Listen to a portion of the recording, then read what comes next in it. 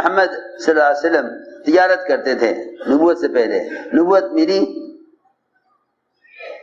نبوت ملی تو فقر کے ساتھ، اور ایسی نہیں بلکہ اللہ رب العزت نے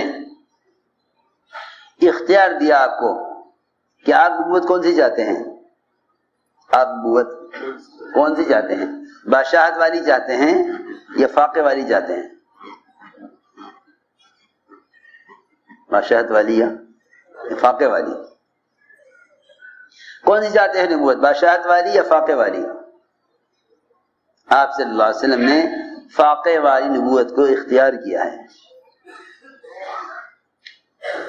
فاقے والی نبوت کو اختیار کیا ہے، آپ نے فاقے والی نبوت کو اختیار کیا ہے کہ میں تو یہ چاہتا ہوں کہ ایک وقت کھانے کو مل جائے تو شکر کروں، اور ایک وقت بھوکا رہوں تو تجھ سے عاجز ہو کر مانگوں، ورنہ حضور اکرم صلی اللہ علیہ وسلم نے فرمایا اے عائشہ اگر میں چاہتا تو سونے چاندی کے پہاڑ وہ میرے ساتھ چلا کرتے، میرے ساتھ چلا کرتے، کیونکہ انبیاء علیہ السلام کی بعثت کا مقصد یہ نہیں ہے کہ مسلمان کو اچھا کھانے کو ملے، اچھا پہننے کو ملے،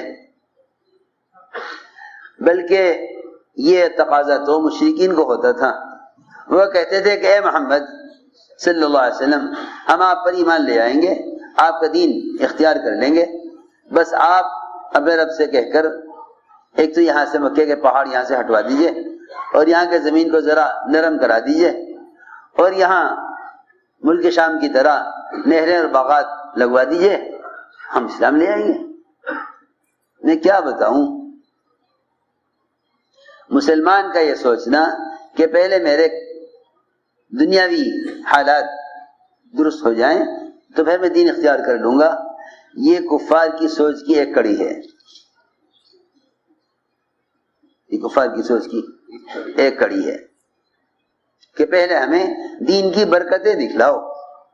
جب وہ برکتیں حاصل ہو جائیں گی تو ہم دین اختیار کر لیں گے، ہم دین اختیار کر لیں گے۔ دین چاہتے ہیں دنیا کی محبت کے ساتھ، دین چاہتے ہیں دنیا کی محبت کے ساتھ کہ اگر اللہ ہمیں یہ سب کچھ دے دے تو ہم دین اختیار کر لیں گے۔ میں کیا عرض کر رہا ہوں سمجھ دے، اللہ کے حکم پر چلنا اللہ کے امر کی وجہ سے ہے،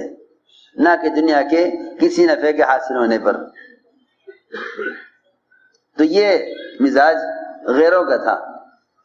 یہ مزاج غیروں کا تھا کہ پہلے آپ ہمیں دین کی برکتیں دکھلا دیں، ہم آپ کا دین اختیار کر لیں گے، آپ کا دین اختیار کر لیں گے۔ یہ مزاج غیروں کا تھا۔ اس زمانے میں مسلمان یہ کہتا ہے کہ پہلے دین کی برکتیں دکھلا دو تو پھر ہم دین اختیار کر لیں گے، اور ایسے بھی لوگ ہیں جو اس الجھن میں رہتے ہیں کہ جب اللہ ان سے ناراض ہیں تو اللہ تعالیٰ ان کو اتنا کچھ کیوں دیا ہوا ہے، حالانکہ یہ کہیں کہ کسی کے غنا اور مالداری کا مطلب اللہ کا اس سے راضی ہونا نہیں ہے، اور کسی آدمی کا فقر و فاقے میں اور تنگی میں ہونا یہ اللہ کی ناراضگی کی علامت نہیں ہے۔ اللہ کی اطاعت پر رہنا اللہ کی رضا کی علامت ہے، چاہے وہ مالدار ہو یا وہ تنگ دست ہو، چاہے وہ مالدار ہو یا تنگ دست ہو، اللہ کی راضی ہونے کا تعلق فقر و فاقے اور مالداری سے کوئی نہیں ہے۔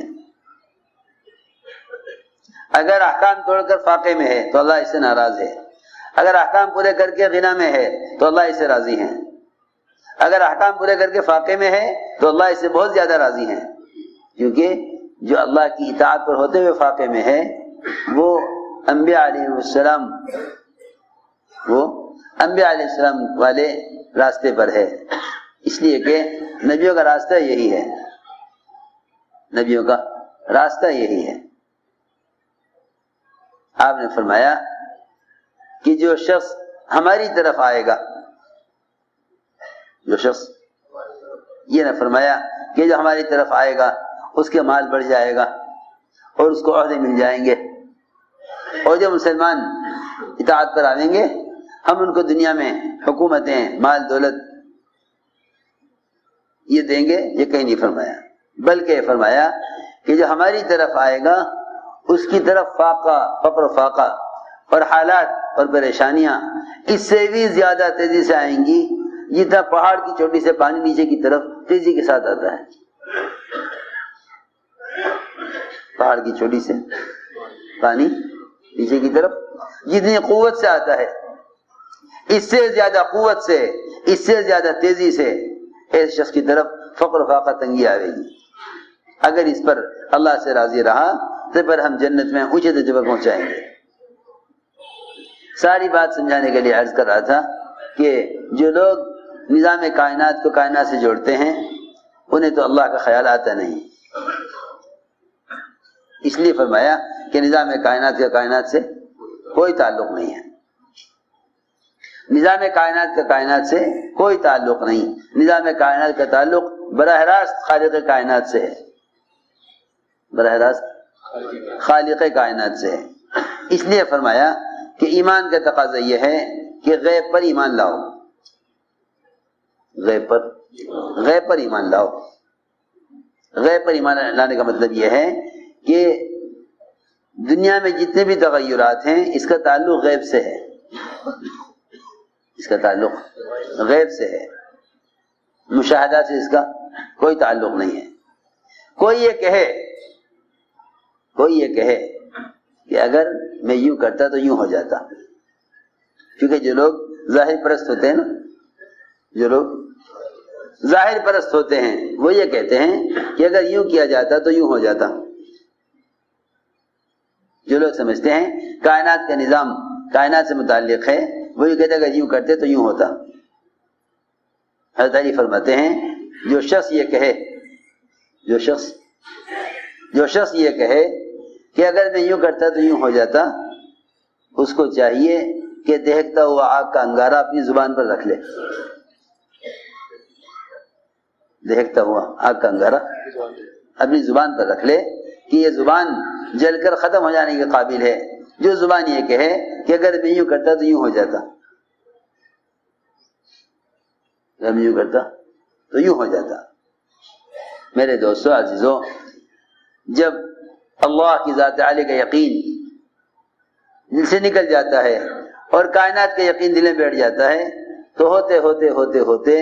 یہ یقین اتنا پیوست ہوتا ہے دل میں کہ بندہ خود یہ کہنے لگتا ہے کہ جو میں چاہوں گا وہ ہو جائے گا، جو میں چاہوں گا وہ ہو جائے گا۔ حالانکہ اللہ کو تو یہ بات نبیوں کے لیے بھی پسند نہیں ہے، نبیوں کے لیے بھی پسند نہیں ہے کہ جو میں چاہوں وہ ہو جائے۔ سوچو تو صحیح، اللہ کو تو یہ بات نبیوں کے لیے بھی پسند نہیں کہ جو میں چاہوں وہ ہو جائے۔ اللہ کو تو یہ بات نبیوں کے لیے بھی پسند نہیں ہے کہ نبی یہ کہیں کہ جو میں چاہوں وہ ہو جائے۔ آپ نے فرمایا کہ یوں مت کہا کرو کہ اللہ نے بھی چاہا، نبی نے بھی چاہا تو یہ کام ہو گیا، بلکہ یوں کہا کرو کہ صرف اللہ ہی کے چاہنے سے ہوا ہے۔ یہ کہا کرو کہ صرف اللہ ہی کے چاہنے سے ہوا ہے۔ یہ مت کہا کرو کہ اللہ نے چاہا اور محمد نے چاہا یہ کام ہو گیا۔ آپ نے خود فرمایا صحابہ سے، یہ مت کہا کرو کہ اللہ نے چاہا اور محمد نے چاہا تو یہ کام ہو گیا، بلکہ یہ کہو کہ اللہ تنہا تنہا اللہ ہی کے چاہنے سے ہوا ہے۔ انبیاء علیہ السلام جہاں بھی اللہ کو اپنے ارادے میں شریک کیے بغیر اور اپنے ارادے کو اللہ کی مشیت و چاہت پر موقوف کیے بغیر جہاں بھی یہ کہہ دیں کہ میں نے کیا، اللہ تعالیٰ وہی مشکلات پیدا کر دیں، وہی مشکلات۔ سوچو تو صحیح، اتنا قرب اللہ کے انبیاء علیہ السلام کو حاصل ہے، اتنا قرب حاصل ہے اللہ کا، اور اگر کبھی بھول کر زبان سے نکل جاوے کہ میں یہ کروں گا تو اللہ رب العزت کو یہ بات پسند نہیں ہوتی۔ یہود نے آ کر سوال کیے کہ ہمارے 3 سوالوں کا جواب دے دو تو ہم آپ کو نبی مان لیں گے، ہم آپ کو نبی مان لیں گے، آپ 3 سوال کے جواب دے دو۔ ایک تو یہ بتا دو روح کیا ہے، ایک یہ بتا دو کہ اصحاب کہف کون تھے، ایک یہ بتلا دو کہ ذوالقرنین کون تھے۔ آپ کو اس بارے میں علم نہیں تھا، آپ کو اس بارے میں علم نہیں تھا، آپ کو اس بارے میں علم نہیں تھا۔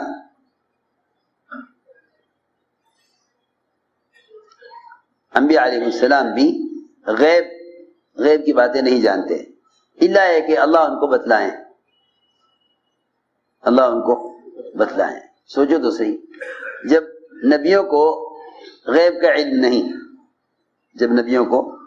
غیب کا علم نہیں تو نجومیوں کو غیب کا علم کیسے ہو سکتا ہے؟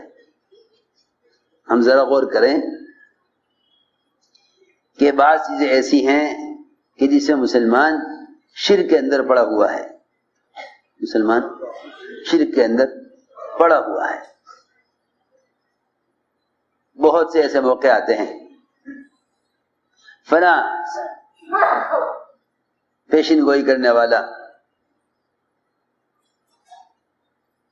فلاں نجومی ایک بات کہہ رہا ہے، اور بعض مرتبہ ان کی بات ان کے کہنے کے مطابق ہو جاتی ہے، ان کی بات ان کے ہو جاتی ہے۔ لوگ کہتے ہیں یہ بات فلاں نے کہی تھی، اس کے مطابق ہوئی ہے، اگر یہ کوئی موقع آئے گا اس سے پوچھنے جائیں گے، اس سے پوچھنے جائیں گے بھائی بتا کل کیا ہوگا۔ عام طور سے مسلمان یہ یقین نہیں رکھتا کہ غیب کا علم اللہ کے سوا کسی کو نہیں ہے۔ اگر انبیاء علیہ السلام کو غیب کا یقین ہوتا، انبیاء علیہ السلام کو غیب کا یقین ہوتا، یوسف علیہ السلام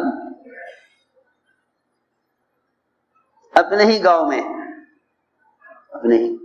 اپنے ہی گاؤں میں گھر سے تھوڑے ہی فاصلے پر کنویں کے اندر پڑے ہوئے ہیں،